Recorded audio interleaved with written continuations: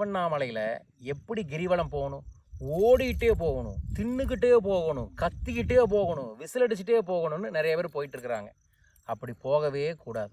எப்படிங்க போகணும் அப்படின்னா, ஒரு 9 மாத கர்ப்பிணி பெண் தன் கையில் ஒரு அகல் விளக்கு வச்சுட்டு நடந்தால் எப்படி பொறுமையாக நிதானமாக தெய்வ எண்ணத்திலேயே நடப்பாங்களோ அதன்படி தான் கிரிவலமே வரணும். அதை விட்டுட்டு ஏதேதோ கதை பேசிகிட்டெல்லாம் போயிட்டு இருந்தீங்கன்னா கிரிவலம் போகிறதுனால உடற்பயிற்சி கிடைக்குமே தவிர மனப்பயிற்சியும் தெய்வ ஆற்றலும் கிடைக்காது. குபேர கிரிவலத்தில் நான் பல்வேறு விதமான மந்திர தந்திர தீட்சையை கொடுத்து உங்களுக்கு குபேர கிரிவலத்தில் செல்லக்கூடிய சிறப்பு குபேர கிரிவல ரகசியங்களை நேரடியாக வரவங்களுக்கு மட்டும்தான் சொல்லி தருவேன். இன்னும் 4 நாளில் கிரிவலம் வர இருக்கு. பதிவு செய்யுங்க. உங்களுக்காக எல்லாம் தயார் செய்து வைக்கின்றேன்.